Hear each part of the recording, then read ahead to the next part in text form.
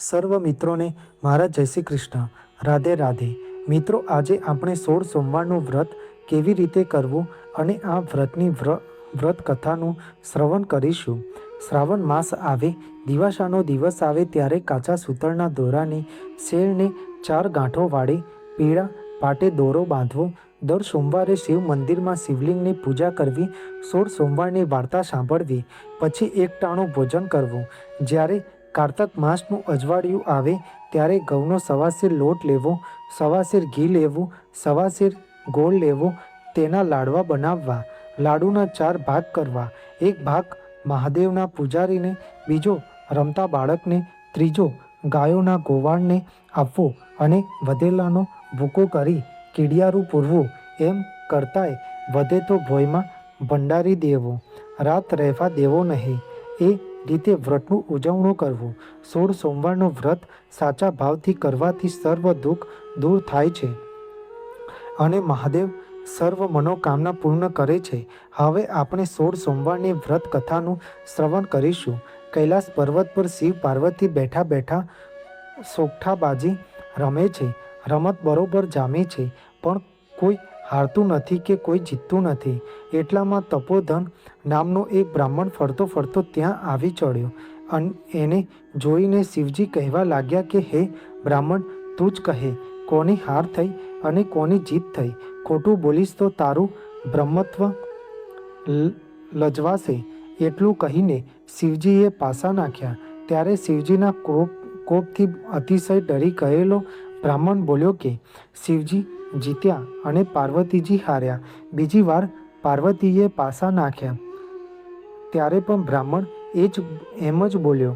હવે શિવજીનો વારો આવ્યો. શિવજીએ ફરી પાસા નાખ્યા ત્યારે પણ બ્રાહ્મણ બોલ્યો કે શિવ જીત્યા અને પાર્વતીજી હાર્યા. 3 વાર બ્રાહ્મણને ખોટું બોલતો જોઈ પાર્વતીજીના ક્રોધનો પાટ ન રહ્યો. એમણે બ્રાહ્મણને શ્રાપ આપ્યો કે જા, તારા અંગે અંગે રક્તપીતિયો કોઢ ફૂટી નીકળશે. શ્રાપ આપતાની સાથે જ બ્રાહ્મણના શરીરે કોઢ નીકળવા લાગ્યો, પરુ વહેવા લાગ્યો. બ્રાહ્મણ તો પોતાના ભાગ્ય પર આંસુ સારતો કૈલાસ પર્વત પરથી નીચે ઉતર્યો. એવામાં રસ્તામાં એક ગાય મળી. ગાયને એકાએક વાચા ફૂટતા બોલી કે હે બ્રહ્મદેવ, ક્યાં જાઓ છો? બ્રાહ્મણ બોલ્યો કે પાર્વતીજીએ મને શ્રાપ આપ્યો છે, એના નિવારણ માટે જાઉં છું. ત્યારે ગાય બોલી કે હે ભૂદેવ, મારી પીડા પણ સાંભળતા જાઓ. દૂધથી મારા આંચળ ફાટું ફાટું થાય છે, પણ કોઈ મારું દૂધ મોઢે લગાડતું નથી. વાછરડા મને ધાવતા નથી. અરે રે, મારા એવા તે કયા પાપ હશે?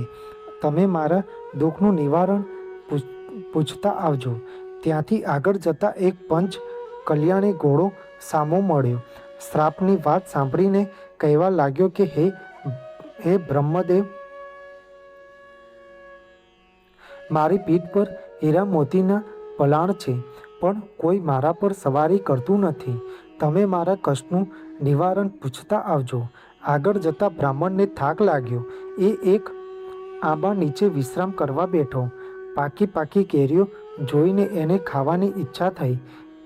ત્યાં જ આંબાને વાચા ફૂટી. આંબો કહેવા લાગ્યો કે હે ભૂદેવ, જાઓ છો તો મારું કષ્ટ પણ સાંભળતા જાઓ. મારા ફળ કોઈ ખાતું નથી.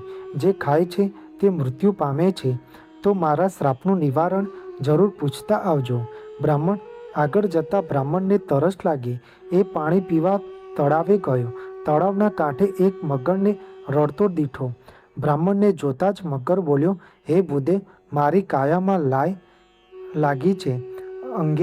અંગમાં કાળી બળતરા થાય છે. નથી પાણીમાં રહેવાતું કે નથી નદી કાંઠે રહેવાતું. કૃપા કરીને મારા કષ્ટનું નિવારણ પૂછતા આવજો. ત્યાંથી આગળ ચાલીને અઘોર જંગલમાં પહોંચી ગયો. ત્યાં એક જીર્ણ શીર્ણ શિવાલય જોયું. બ્રાહ્મણે ત્યાં તપ કરવાનો નિર્ણય કર્યો.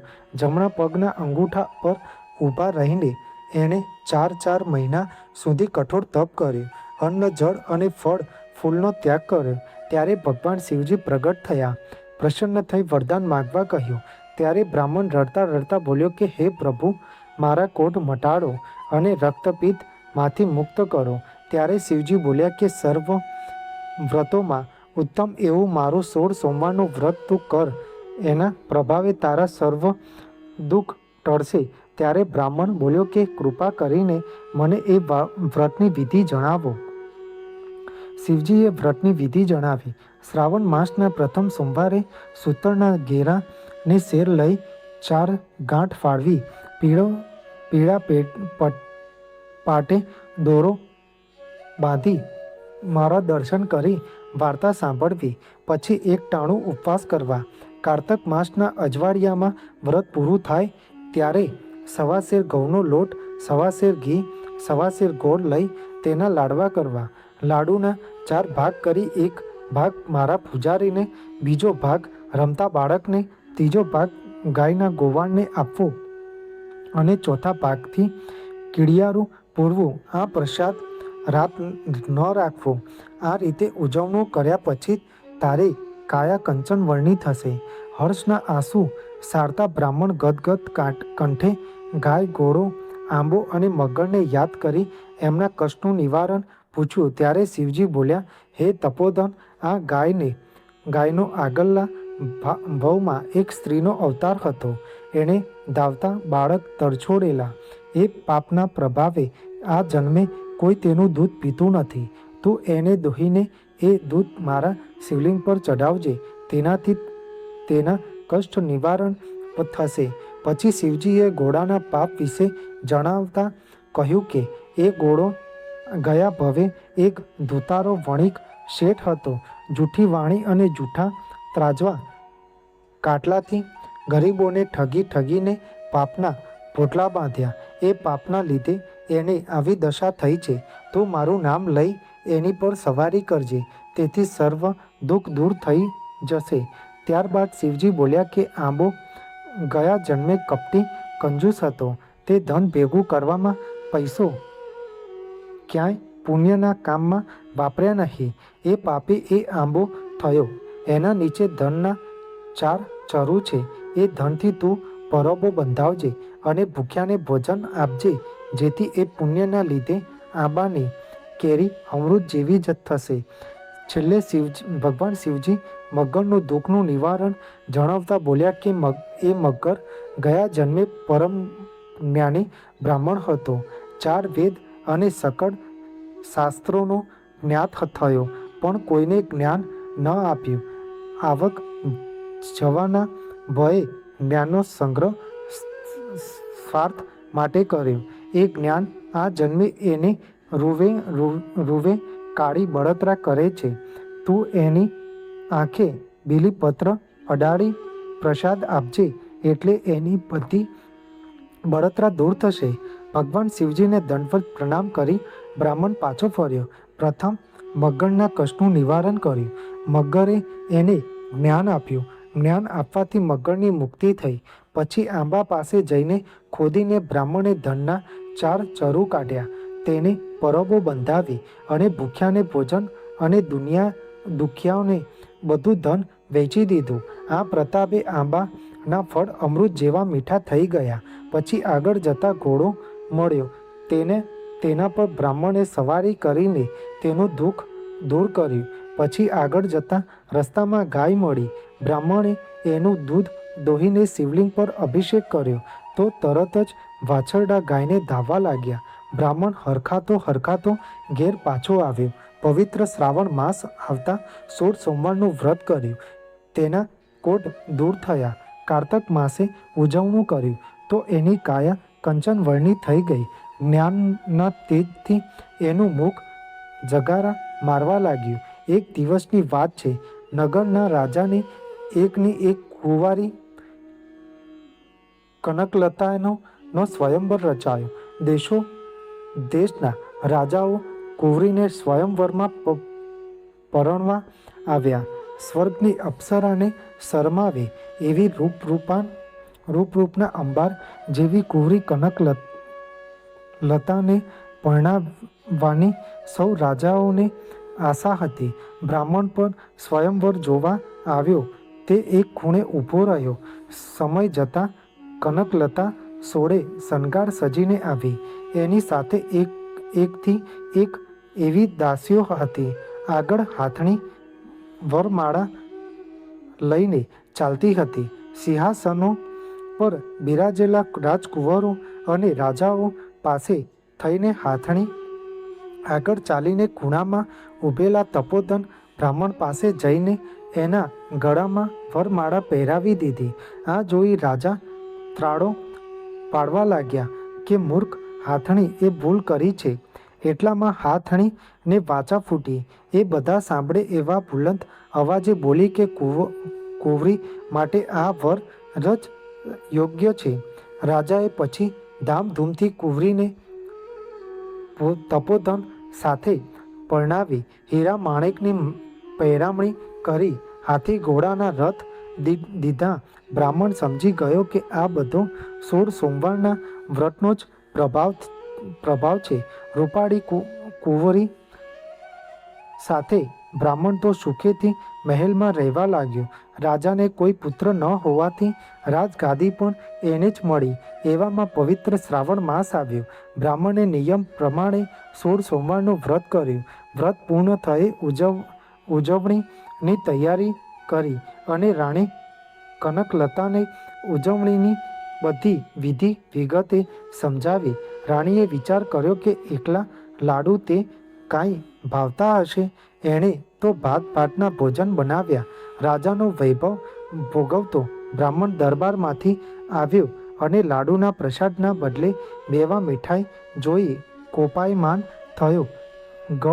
ગળા અવાજે શિવજીની માફી માગવા લાગ્યો અને ઘઉંના 4 દાણા લઈ 4 દિશામાં નાખ્યા અને ભૂખ્યા પેટે સૂઈ ગયો. આ બાજુ શિવજી રાણી કનકલતા પર ક્રોધિત થયા અને સપનામાં તપોધનને આદેશ આપ્યો કે કનકલતાને કાળા વસ્ત્રો પહેરાવી દેશવટો આપ. એણે મારું વ્રત તોડ્યું છે. તપોધને શિવજીની આજ્ઞા પ્રમાણે રાણીને દેશવટો આપ્યો. રાણી આજીજી કરતી રડવા લાગી, પગે પડવા લાગી, પણ તપોધન ચલિત ન થયો. રાણીએ નગરની હદ પાર કરી. ભૂખી તરસી લથડિયા ખાતી કનકલતા એક ગામમાં આવી અને ગામને પાદરે ઝૂંપડામાં રેટીઓ કાંતતી ડોશીમા પાસે પાણી માગ્યું. ડોશીમા દયાળુ હતી. રાણીને ખાવા માટે રોટલો અને પીવાનું પાણી આપ્યું. ડોશીમાએ રાણીને રહેવા માટે આશરો આપ્યો. રાણી તો ડોશીમાના ઘરમાં બધુંય કામ કરવા લાગી. પણ રાણીના પગલાં પડતા જ ડોશીમાનો રેટીઓ તૂટી ગયો. ડોશીમાએ તો પછી રાણીને ઘરમાંથી કાઢી મૂકી. એ તો રડતી કકડતી ભાગ્યને દોષ દેતી રાણી એક ગાંચણના ઘેર ગઈ અને અડધા રોટલાના બદલામાં બધું કામ કરવા તૈયાર થઈ. મફતના ભાવે દાસી મળે તો કોણ ના પાડે. ગાંચણે તો રાણીને કામે રાખી લીધી. ત્યાં તો એનો ધણી બીમાર પડ્યો. બળદનો પગ ભાગ્યો એટલે ધાણી બંધ થઈ ગઈ. એટલે ગાંચણે તો રાણીને ત્યાંથી કાઢી મૂકી. એટલે પડતી આખડતી રાણીએ એક માલણના બાગમાં પેટ વરાણીએ આશરો લીધો તો બાગમાં બધા ફૂલ કરમાઈ ગયા. માલણે પણ રાણીને કાઢી મૂકી. રાણીની આંખે અંધારા આવવા લાગ્યા. ગળું સુકાઈ જવા લાગ્યું. જીવ નીકળું થવા લાગ્યો. એ તો પાદરે ગઈ કૂએ પાણી સિંચતી પાણિયારીને પાણી પીવાની આજીજી કરી. એટલે એની હાલત જોઈને પાણિયારીની દયા આવી. પણ જ્યાં એ પાણી પીવા ગઈ ત્યાં તો તેનો ગળો ફૂટી ગયો. પાણિયારીએ રાણ અભાગણી કહીને એને કાઢી મૂકી. રાણીને ખાતરી થઈ ગઈ કે હવે કોઈ એને સંગરે એમ નથી. હવે તો જંગલમાં જઈને દેહ પાડવો. રાણી તો લથડિયા ખાતી કાંટા કાંકરાની વેદના સહન કરતી જંગલમાં ગઈ. રસ્તામાં અત્રિ ઋષિનો આશ્રમ આવ્યો. એ તો ત્રિકાળ જ્ઞાની હતા. તેમણે રાણીને આશરો આપ્યો, જમાડી પછી કહેવા લાગ્યા કે હે બેટી, શાસ્ત્રો કહે છે કે વ્રત ભંગ કરનાર મહાપાપી બને છે. વળી તે તો દેવોના દેવ મહાદેવના વ્રતનો ભંગ કર્યો છે. જેના પર શિવજી રૂઠે એને કોઈ જીવનમાં ન સંગ્રહે. આ સાંભળી લોહીના આંસુ સારતી રાણી બોલી, ઋષિ, તમે મારા પિતા સમાન છો. આ પાપમાંથી મુક્તિ થવાનો કોઈ ઉપાય બતાવો. ત્યારે અત્રિ ઋષિએ રાણીને 16 સોમવારનું વ્રત કરવા કહ્યું. રાણી કનકલતાનું હૃદય પશ્ચાતાપથી પરિવર્તન થયું. પવિત્ર શ્રાવણ માસ આવતા જ રાણીએ 16 સોમવારનું વ્રત લીધું. વ્રત પૂર્ણ થતાં શ્રદ્ધા ભાવપૂર્વક ઉજવણું કર્યું. શિવજીએ પ્રસન્ન થઈને રાણીના સર્વ પાપ માફ કરી મુક્તિ આપી. એ જ રાતે રાજા તપોધને શિવજીને સપનામાં દર્શન દઈને કહ્યું કે તારી રાણી 16 સોમવારનું વ્રત કરીને પુણ્યશાળી બની છે, માટે તું જા, તેને જઈને એને વાતે ગાતે મહેલ લઈ આવ. વહેલી સવારે રાજા તો રાણીને શોધવા નીકળ્યો.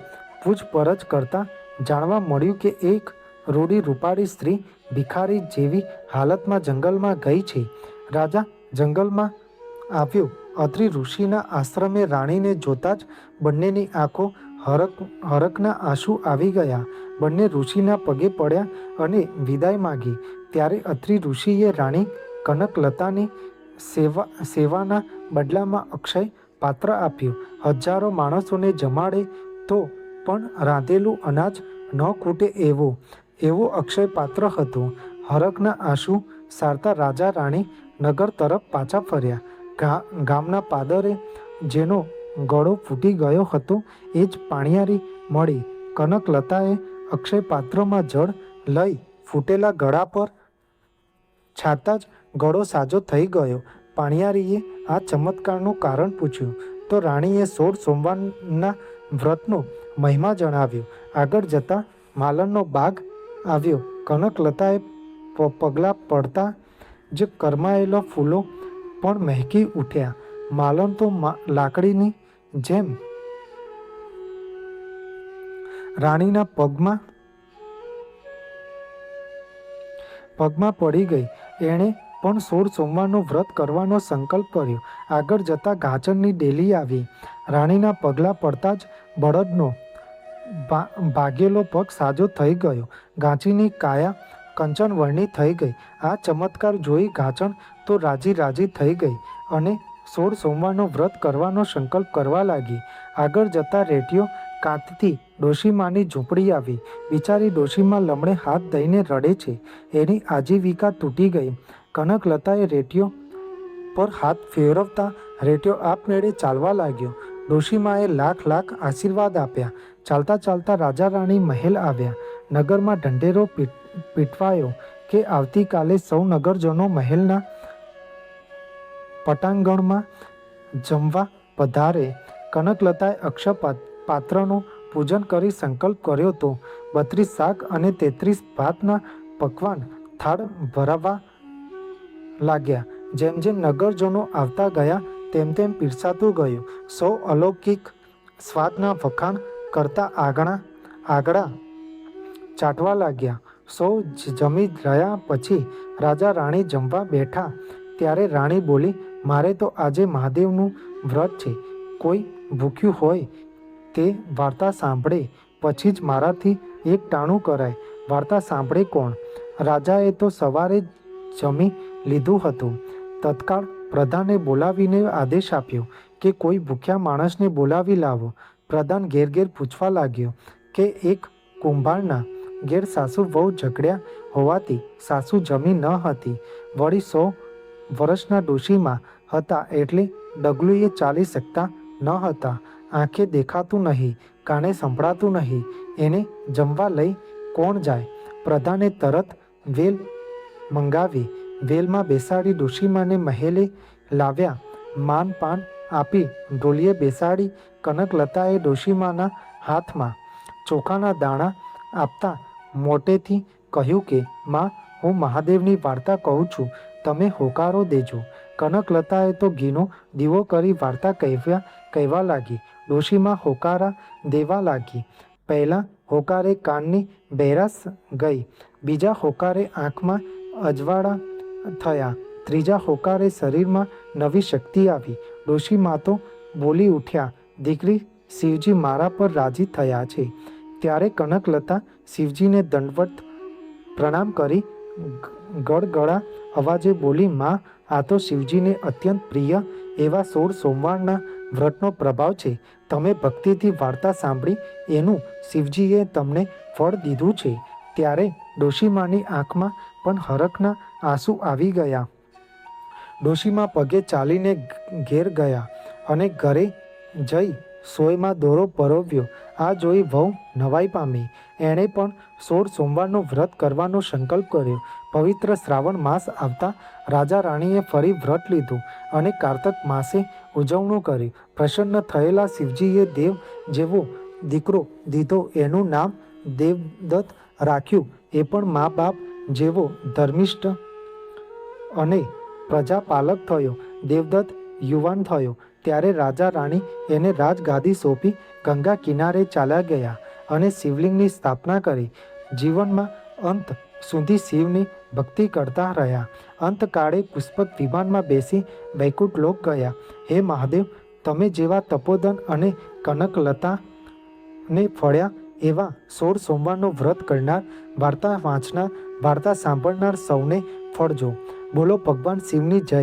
તમને મારી આ માહિતી સારી લાગી હોય તો મારી આ ચેનલને લાઇક, શેર, કોમેન્ટ, સબસ્ક્રાઈબ કરજો, જેથી તમને મારા નવા વિડીયોની માહિતી મળતી રહે.